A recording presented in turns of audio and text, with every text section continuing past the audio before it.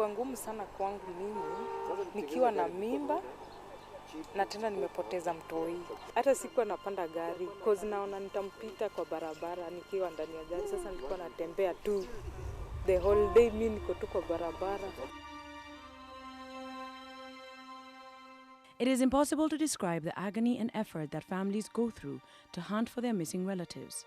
And it's even more scary when the missing person is a child.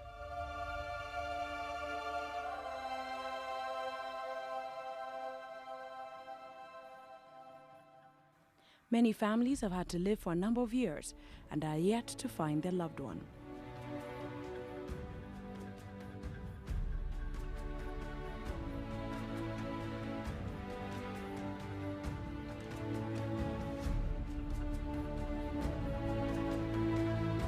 Where do you begin the search? Where do you get help from? Do we have the necessary resources in the country to ensure that all the children know exactly what to do if something happens?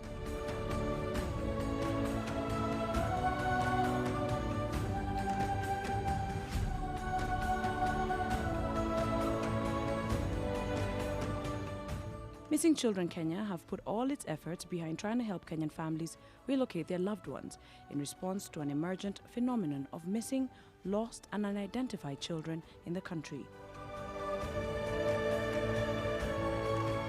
Over the past few years, media in Kenya have increasingly reported heart-rending cases who have been separated from their caregivers in various parts of the country. Wakatoka supermarket cross. Sasa ndiye akakumbuka kwamba hajanunua ndizi ya mama. Kupiga macho pandili kwingine akaona ndizi kwa kibanda. Ndiye akamwambia Maureen, enda ununue nini? Ndizi. Flavor anasema lorry trailer ili cross pole pole ikamblock, angeweza kuona nani? Maureen. Sasa baada ya trailer kutoka kuangalia pala kuona Maureen. These cases point to an issue that requires preventative and responsive interventions and proactive investigation.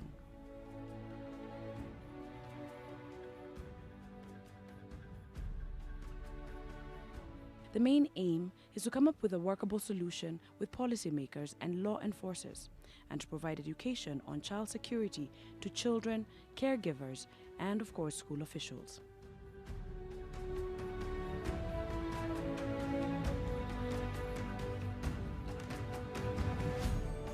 The main vision is to have a country where children are conscious of personal security and are conversant with national services on child protection and security as well.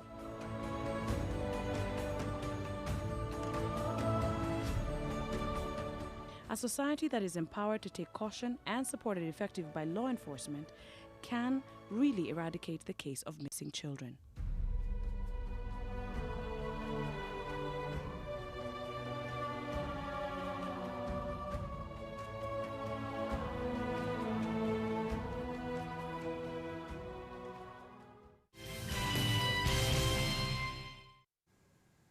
As we trend on reconnecting, we are going to talk about helping missing children connect the dots and find their way back home. And if you are looking for a child, you have had to suffer the agony of not having your baby at home, perhaps today's show is going to help you, and we will hope and pray that you can reconnect with this beautiful child.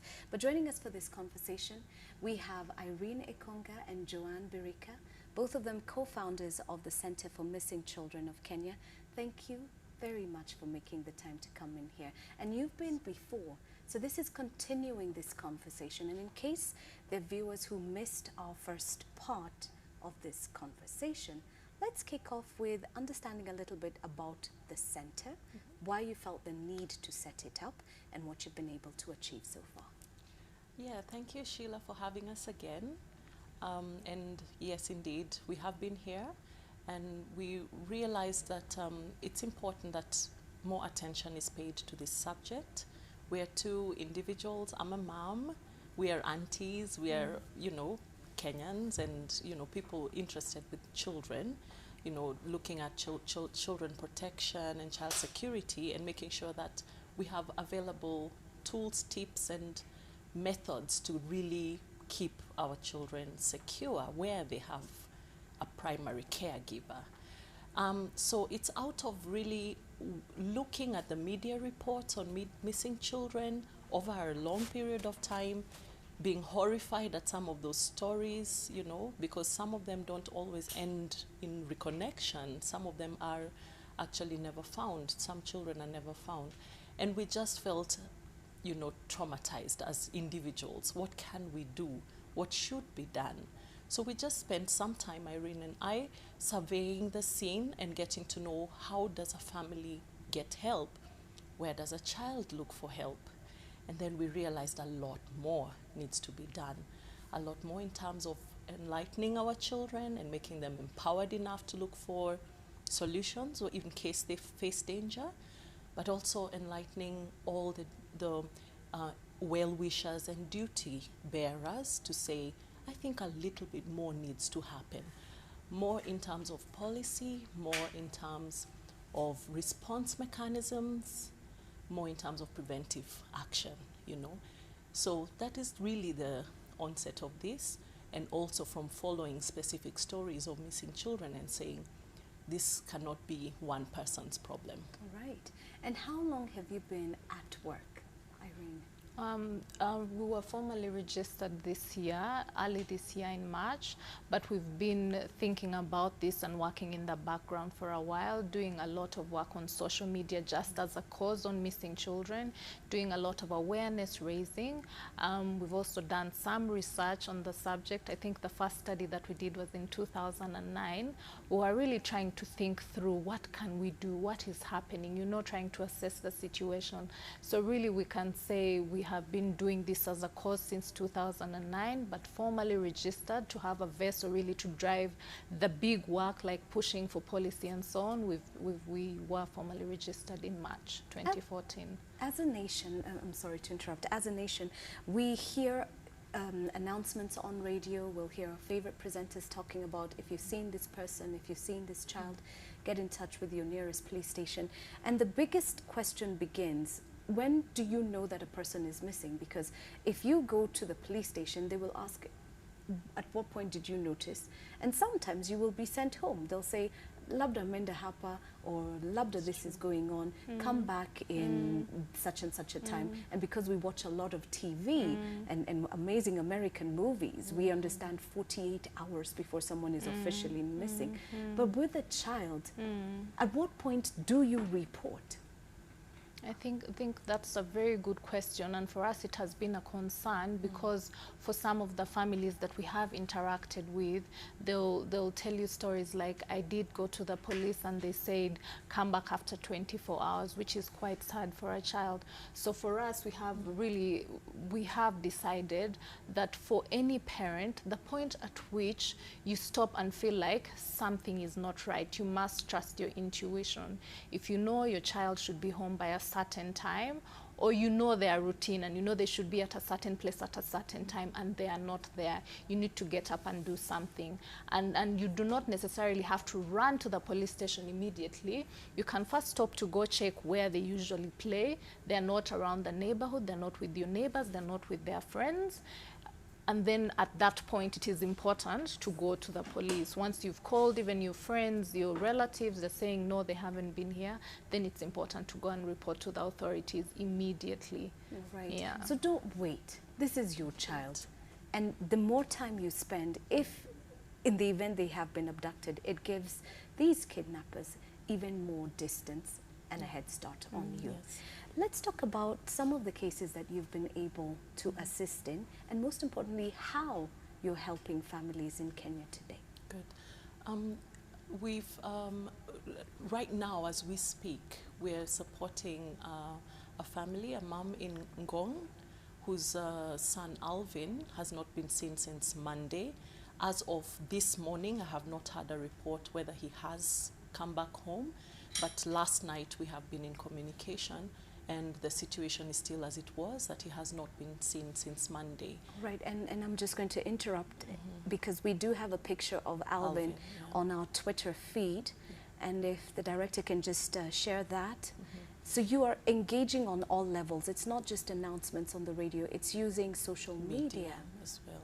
because a lot of young Kenya, Alvin's age mates are Yeah. online, Yes. and somebody can see him Yes, and yes. tell him, you know, your mom's looking for you. Yes, yes. All right, So but Alvin is 16, and wherever Alvin you might be, we're really praying for your safety, that you are okay.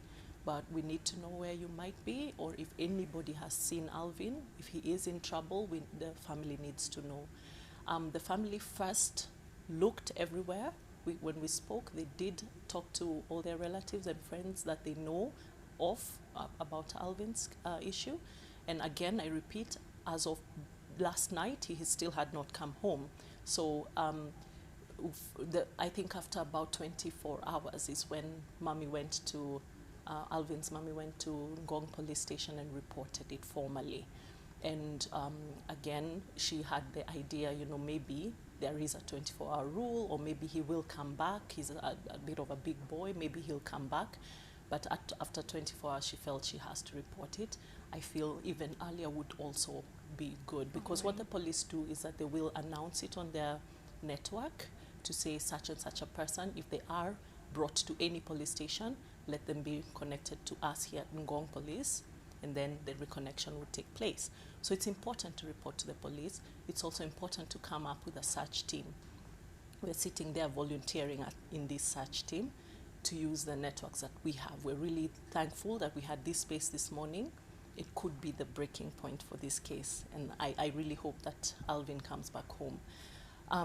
Secondly is to tell families, you know, when we are helping with cases, the few that we've been able to really walk the journey with them, is that when and if Alvin comes back, and he will, is to counsel, to have some good professional psychosocial support for this. You know, the family is traumatized, he is traumatized, that child really does need to have some professional guidance, no matter what the situation was that caused the separation. So thirdly is to just say, let's learn lessons from every case. We look at a case really as a point to draw experience for others. We've also been in contact with other families and trying to draw lessons from their situations, because it is out of experience. You can never have a 1, 2, 3 step equals find your son or daughter. We have to just draw experiences. In one case, in 2012, the child was actually placed in a place of care at a police station. The family, when they came to reported at the same police station, but believe it or not, the connection did not take place. It took about 2 or 3 days before that connection took place. It's really unbelievable. It needs to be a systematic way that we're handling these cases. That family spent 2 days in agony, waiting for a missing child, and the child was safe, that's good, but they could have reconnected a lot earlier. sooner, yeah. So a proper system which different stakeholders can use and standardize, you know, like this alert. Let's say we have that poster. It should go to various places. It should go to police stations. Social media is a good tool, but who in social media is looking at it? Media houses, other missing persons voluntary search teams, because a few exist, or one at least we know exists. It needs to go wide and instantaneous. So in the USA, for example, there is a very elaborate alert system, warning system, which has levels of risk assessed at first. Is it a low level? Is it a medium or a high level risk that this child is facing? And the corresponding alert is sent across board, real time. And what happens is when there is collaborative efforts to look for this child, 99% of cases are successfully solved. Successfully solved. Very, very good But it's rate. just a matter of the cross-sharing and thinking systematically. All right.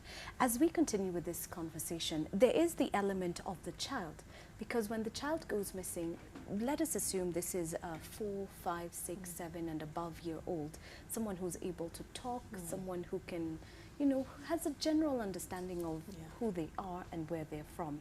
And what children need to know, because we meet children and they say, "Mimi ni Joji wa mami," and baby is missing, and who is Joji wa mami? Joji wa mami na daddy. You know, there's certain things as parents we need to start telling our children in the event that things like these happen and we're separated from them. But before we do that, we've got a viewer who's joining us on the line. Good morning. Hello. Hello, good morning. Good morning. Good morning. How are you? I'm very well, thank you. How are you? Fine, thank you. My name is Zach. Yes. I'm calling from Mombasa. Mm-hmm. Yes, the show is good. Thank you. Say hi to the two ladies. Good morning. Yes. All right, they said good morning. Continue.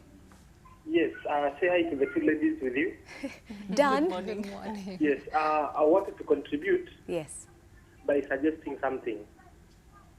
Why can't these missing children, a curriculum be developed for young people, like from the age of 2 to 7 years in school, Yeah. so that it can be taught as a lesson. That this is what we're supposed to do when you go missing from your parents. You should report here. Don't talk to strangers. This is the do's and don'ts. And then from the early age, then you'll get the kids knowing what to do in case they get missing, because it is taught in schools. Right. Excellent. Zach, that's a wonderful, wonderful suggestion and idea. And of course, it ties into the question that you were going to answer anyway. Sensitizing the children and the efforts that you as a center are working on to help children, because it's one thing to help the parents once the children go missing, but what about the children's side of things? Yeah, I think it's excellent what our caller just spoke about. It's very important for us to incorporate and mainstream some of these issues into our curriculum. But also the question is, what do we do now? What can we do now, even before, because these things take, they're very bureaucratic, and you have steps to take in order to be able to achieve something like that. But in the short run, what is it that we can do today, right now? One thing that we recommend is that, first of all, parents need to find good resources on child safety and security. It's not about waiting for a situation and then you're like, the daughter of auntie so-and-so, disappeared. You need to know that you shouldn't talk to strangers and so on and so forth. We need to read up on this so that we know how to advise our children, and this means we have the information and we have the tools and techniques. We shouldn't just scare our children, make them feel very scared to go out in the world and interact with people. We need to know that there are interesting tools like songs and games that we can use to teach our children, especially the younger ones. You'll be surprised that a 2.5-year-old can remember a phone number if you teach them in a song. So some of the things that we are saying is it's absolutely critical to empower children. Learn how to do it and get the resources. Some of the information that you can immediately give are things like, let them know their surname. Yeah, and most children go with nicknames. Mimi ni Toto, yes, Sweetie. I have a nephew, he says Gavino. Today he's Gavino, tomorrow he's Gavini, You never know what the name is going to be. They must know their second name, even as young as 2.5 years old, because those are the most challenging cases where the child cannot even tell you who they are in the first place. Let them know their surname as much as possible. Make sure that they know their home area, where they come from, or the full name of their school, because that can really, really help as well. And then thirdly, also make sure that they can learn a phone number or a contact of a parent, even just one. Don't overload them with information, because it may be difficult for them to remember. Make sure they know at least one phone number that if they get into trouble, they can use. And then maybe fourthly, teach them an institution or a person that they can go to for assistance. For instance, if you're in a mall, you can say, if we're in a mall and we get separated, who would you ask for assistance? Yeah, teach them that they should ask someone who is in a uniform, a uniformed personnel, maybe it's a security guard or a police officer or someone who works in an institution and they have a name tag, yeah, so you will know that that is a recognized institution. Maybe it's a supermarket, maybe it's a butter shop, you know. Try to use these institutions that they can relate with, yeah, and tell them if you get into trouble, it's okay for you to walk into some of these places and ask them for help. Tell them your name, that you have been separated from mom or dad or auntie or whatever, and give them the number so that they can call. All right. Yeah. I like what you say about the song, teaching them to sing the number in a song. A few years ago on Easy FM, there was a safety campaign from the radio station and Oil Libya, and they had a child singing a number. You know, a really tiny child, and it can be done. You can teach a child to know your number in song, and it was one of the most beautiful things I ever heard on radio. But we've got a viewer who's joining us on the line with a comment, perhaps a question. Good morning. Morning. Hey. My name is Joseph Mungai. Yes, Joseph. I'm calling from Nairobi. And I like that program. Thank you. I like that initiative because I'm one of the suffering families. There is an old museum, you have just produced some photos there. Yeah. And we have been looking for that old man for about 2 months and a half now. And we have not found him yet. So I don't know how maybe they can help us trace him. Okay. Now, I think your center deals highly with children, but would you make an exception for an adult? Thanks for that question, Joseph, and we're really sorry for what you're going through. It is difficult for any family, regardless of who it is. Yes, we have chosen to concentrate on children because of the obvious vulnerabilities, lack of tools and methods for children to keep themselves safe. But we also more and more realize that persons of senior years, persons also of mental instability, and those suffering from certain illnesses do get also heightened vulnerability. So separation for those kind of people is very equally, devastating. And what we may say for sure is the search has to be widespread. You have to create still that poster of Mzee, create that poster and share it widely. There is a platform I know that looks at all missing persons. I think it's a Facebook page that posts missing persons pictures. Do look it up. I believe it is KMUPS. Look it up and post your picture there. Is that the Mzee, Joseph? Okay. Yes, correct. Okay. Create a poster of him with information about him, because a photo alone will not necessarily draw help. Where did he go missing? You saw the poster of the little boy before. The parameters that were listed there are deliberately put there. We will share the poster template with NTV, and you can use it to create Mzee's poster. Have a name and age. We do have that template. Yes, we do. Have a name and age, the last location where you suspect he could have been going, his physique, how does he look, and give contact details which are manned, because sometimes we see those contact details and they're not manned. And they could be maybe not manned because maybe the person was found and they didn't bother to remove the photos from all the pages, so they just switch off a number. So what you need to do is provide a manned number and then start to look every possible place that could have a possibility of having seen, or you have to use also case per case. You have to look at the scenario and work around Mzee's circumstances. Right. Yeah.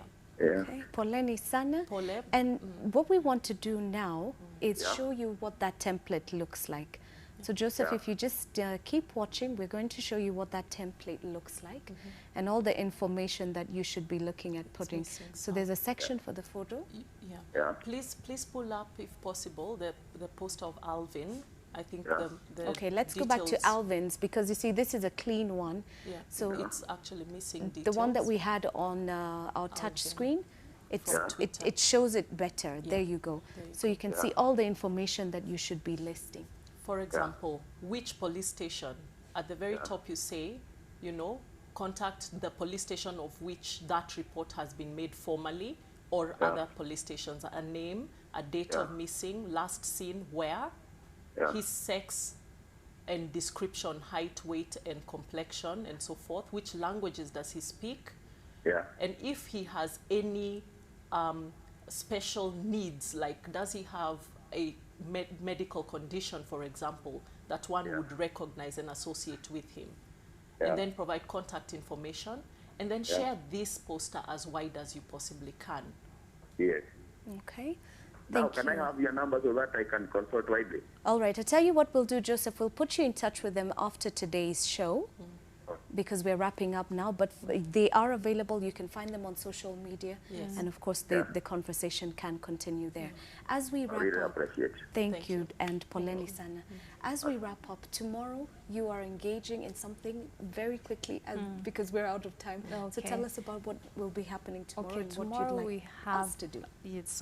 Tomorrow we have this really special event that we are having in honor of missing children and their families. We want to say, let's come and hold hands and show our support for these families that have suffered in silence for so long. Let's show them our love and support and our commitment to doing something about this. So we are also celebrating institutions that have done a lot, like the media, to really highlight this issue and blow it out and tell people, you know, this is really going on and something needs to be done. So we are at the Supreme Court grounds. We are going to have a solidarity march and a prayer event and candlelit vigil in the afternoon tomorrow. So the solidarity march will start at the Supreme Court gate, down Taifa Road, Harambee Avenue, up Parliament Road, and back to the Supreme Court again. And then after that, we'll have a bit of a formal event in which we'll have some speeches from the line ministries, from the judiciary that plays a big part in terms of reunification of children and placement of children. We'll have a little bit of entertainment, and we'll have some meaningful conversations with families telling us about their experiences and so on. And then we'll have a prayer for these little children wherever they are. We are holding hope out for them and for their families to be strong and to keep on. Yeah. Yeah, never give up. Yes. Reconnection will happen. Yes. Thank you. Okay, just in closing, at the event tomorrow, we will have a message board displaying, if you know of a missing child who's not been recovered, you may bring your poster and pin it up there. Basically, let's see the picture as it really is. So if you know of a missing child, you may bring a poster to that, to the Supreme Court grounds tomorrow afternoon. From early morning, but the formal event in the afternoon. All right, ladies, thank you so very you. much for joining us. for having We us. will post the social media contacts of the Center for Missing Children of Kenya on our social media site so that you can help in the search. You can do something. We all have a role to play, and sometimes when you hear about a missing person, don't think it doesn't affect you, because that very person who's being described could very well be walking in front of you. So pay attention. There's a family that could be suffering and you could help them reconnect. But as you get ready to, of course, find out more on that, here is the correct answer for the question we were asking today. Today's was a bit of a funny one. A woman of which nationality is entitled to a divorce if her husband doesn't give her coffee? Saudi Arabian was the nationality we're looking for. So Kahuthu Maina via Twitter, congratulations, you pick up an AM Live t-shirt. Yes. And then, The winner of an AM Live mug today. and Anita Saito Mtoto Mzuri. Mtoto Mzuri. Very nice. Lovely. right. And of Thanks, course, ladies. our gift box treat we are going to put on our social media site. Yes, indeed. A very lucky AM Live viewer, Will, has won a portrait from Andy and from Stephen. All right. And they do some great work. So very lucky. All right, everybody. Thanks, Irene. Thanks, Joan. Thank You guys were great. And really good luck. And although you don't need it, I know you've been preparing very well for this weekend. And we'll be happy to support you in any way. So this continues. Thanks, Indeed. everybody. Thank you for catching up with us. Kesho pia Majaliwa. Have a lovely day. All right. Enjoy the beats.